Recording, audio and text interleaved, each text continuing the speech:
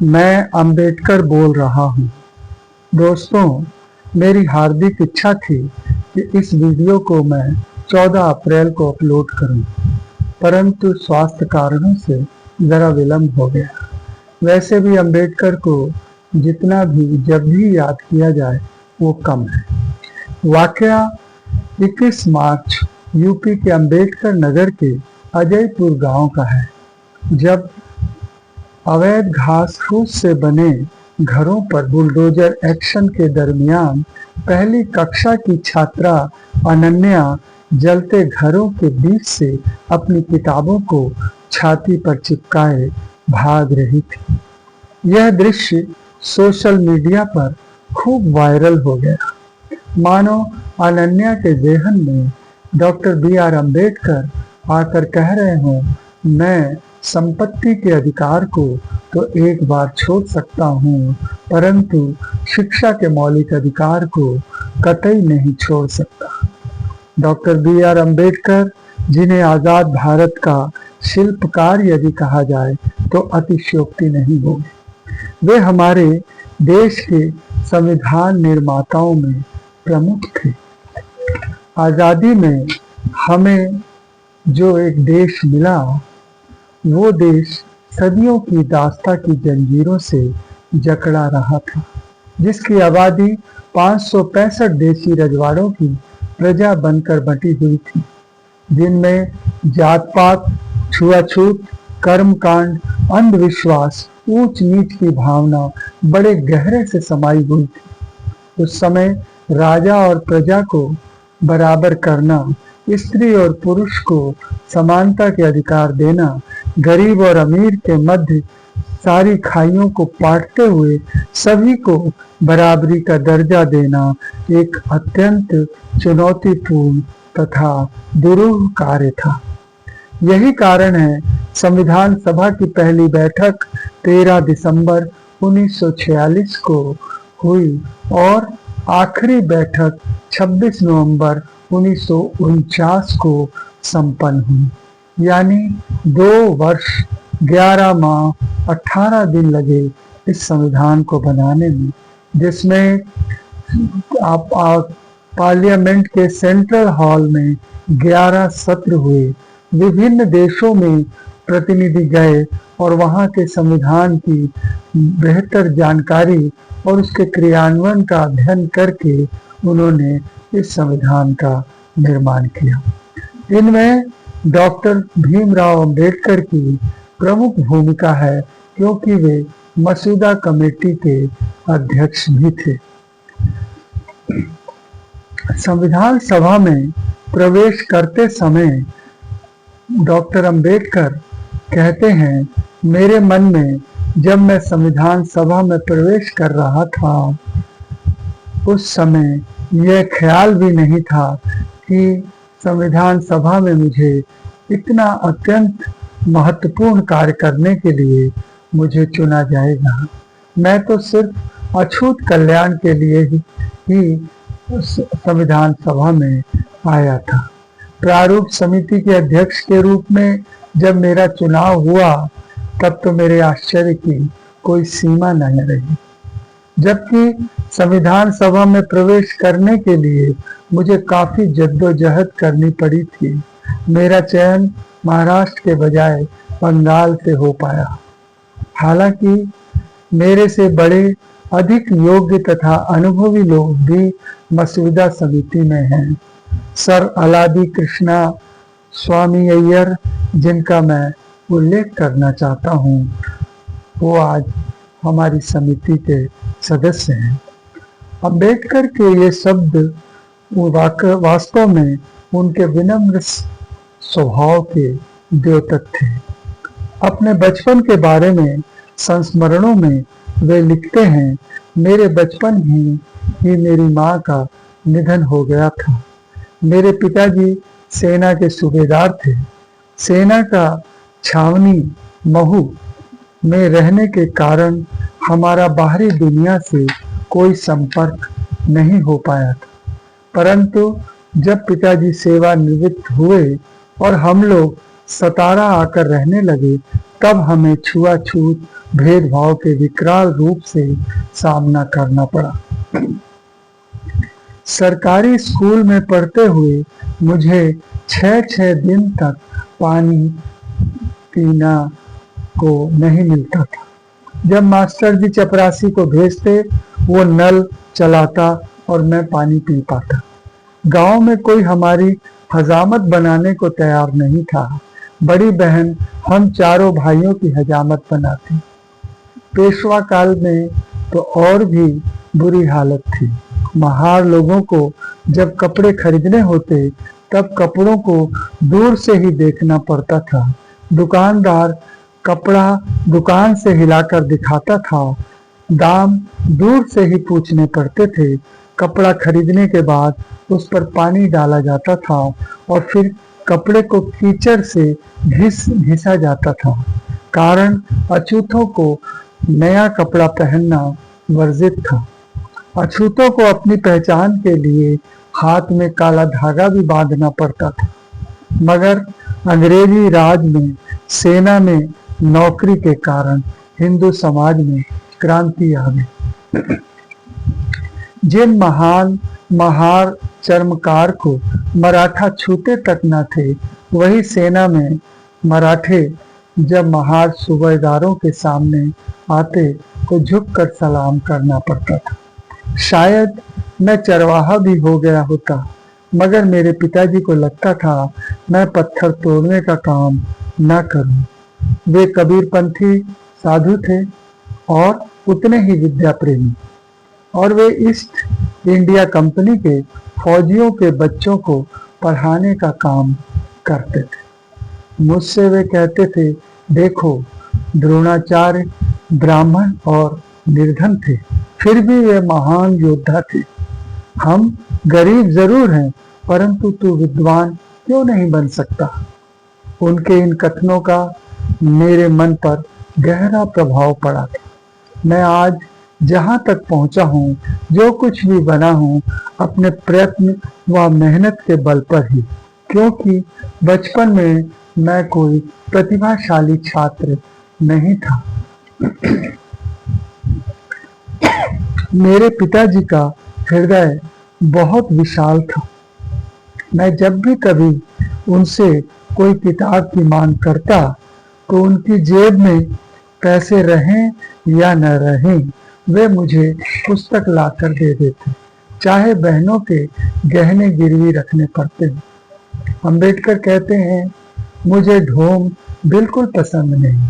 मेरा मानना है, जिस धर्म की शिक्षा मनुष्य को पाशविक प्रवृत्ति से दूर नहीं कर पाती, वह धर्म किस काम का।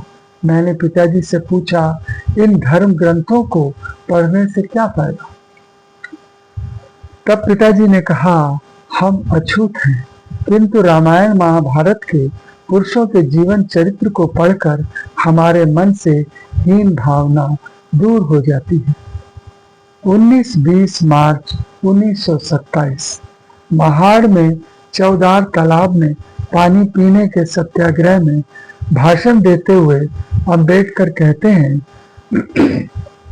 हिंदुस्तान में अंग्रेज जब आए, उनकी इतनी दुर्बल स्थिति होने के बावजूद उन्होंने इस देश पर आधिपत्य जमा लिया। क्या सिर्फ हमारी फूट ही उसका कारण थी कि और कुछ कारण था? मैं अंग्रेज सरकार से पूछना चाहता हूँ, उस समय सेना निर्माण में किन लोगों ने भाग लिया? क्या वे अस्पृश्य नहीं थे?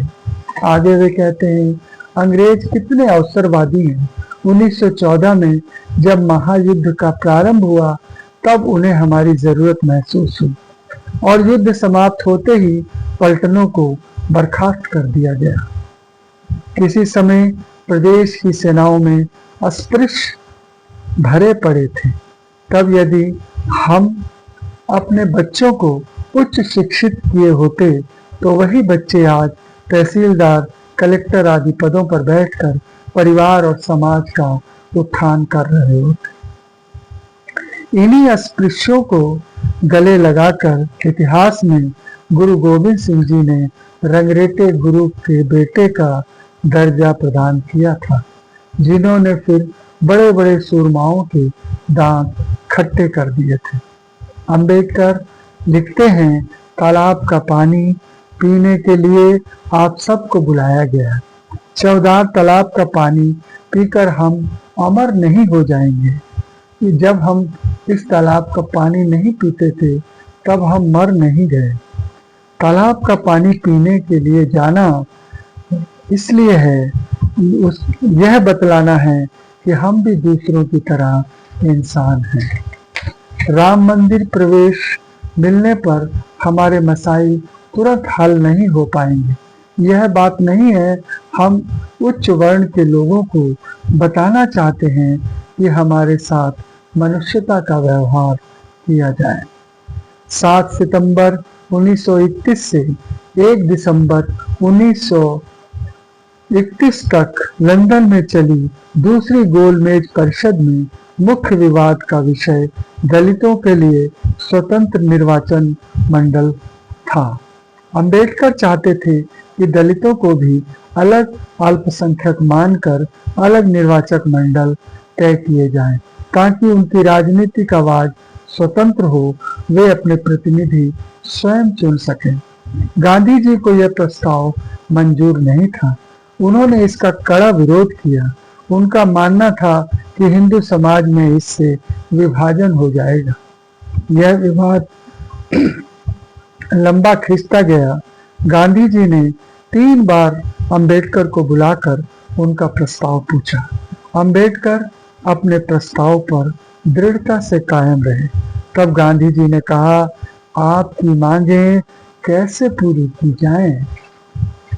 मगर इस विवाद का अंतिम परिणाम महात्मा गांधी जी का 1932 में यरवदा जेल में आमरण अनशन तक पहुंच गया।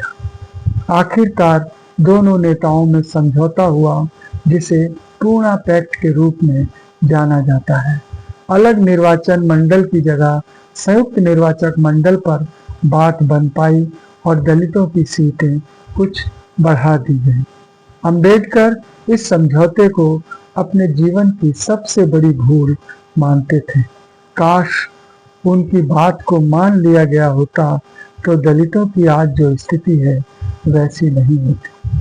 सन 1936 में पंजाब के आर्य समाज के अंतर्गत जात पात तोड़क मंडल का अधिवेशन लाहौर में होने जा रहा था।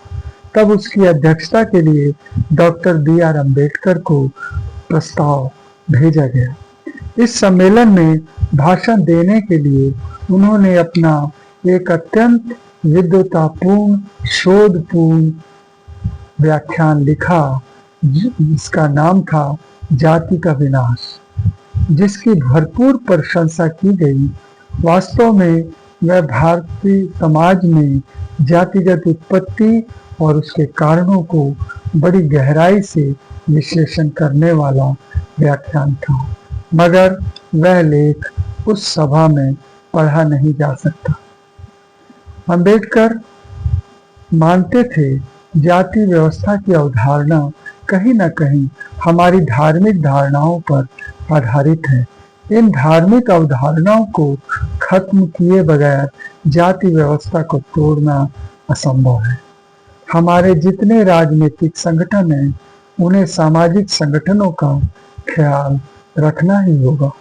वे कहते थे, हमारे देश के समाजवादी देश की तथ्यात्मक वास्तविकता को अनदेखा करते हुए मात्र आर्थिक व्यवस्था पर ही टिके हुए हैं। उनके अनुसार मनुष्य एक आर्थिक ढांचे से संचालित होता है।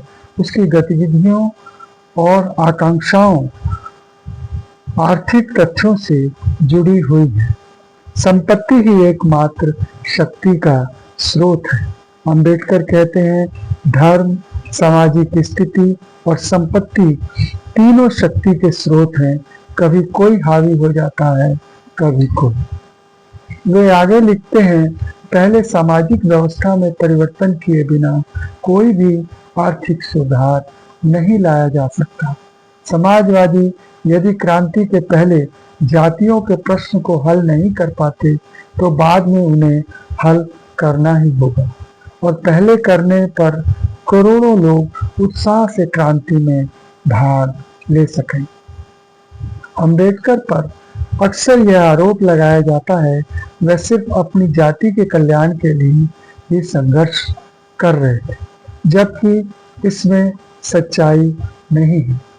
कानून मंत्री रहते हुए उन्होंने दबे कुचले मेहनत कशों के लिए कानून का मसौदा तैयार किया था, काम के घंटों का मसौदा बनाया था, महिलाओं की दशा सुधारने के लिए कई विधेयक संसद में प्रस्तावित किए। हिंदू कोड बिल, जो हिंदू समाज में लैंगिक समानता लाने के लिए महिलाओं को तलाक व एक पत्नीत्व का कानून बनवाने के प्रयास डॉक्टर अंबेडकर के द्वारा किए गए, जिसमें पैतृक संपत्ति में महिलाओं को बराबरी की हिस्सेदारी शामिल थी। हिंदू कोड बिल संसद में पास नहीं हो पाया। बाद में वह टुकड़ों टुकड़ों में पास हुआ, जिसके कारण अंबेडकर ने मंत्रिमंडल से इस्तीफा दे दिया। संविधान सभा में अपने अंतिम भाषण में उन्होंने कहा, मैं संविधान के गुण दोष पर नहीं जाना चाहता। संविधान का क्रियान्वयन करने वाले यदि अयोग्य होंगे तो संविधान कितना भी अच्छा हो वह खोटे सिक्के सा ही साबित होगा। अंबेडकर जी की प्रसिद्ध उक्ति है, बेशक मैं हिंदू धर्म में पैदा हुआ हूँ, परंतु मैं हिंदू धर्म में मरूंगा नहीं। इसी संकल्प को लेकर 14 अक्टूबर 1956 को नागपुर की दीक्षा भूमि पर उन्होंने अपने लाखों अनुयायियों के साथ बौद्ध धर्म स्वीकार कर लिया और अंत में बुद्ध का एक सुनहरा वाक्य, मैं कोई बात तुम्हें बता रहा हूँ, तुम इसलिए उसे सत्य मान लो, बिल्कुल मत मानो जब तक वो बात तुम्हारी तर्क शक्ति, विचार शक्ति के तराजू पर सही ना उतरे। यही मेरी दीक्षा है। इसी के साथ इस वीडियो का समाप्त करते हुए सभी को धन्यवाद, नमस्कार, आदाब, सत श्री अकाल।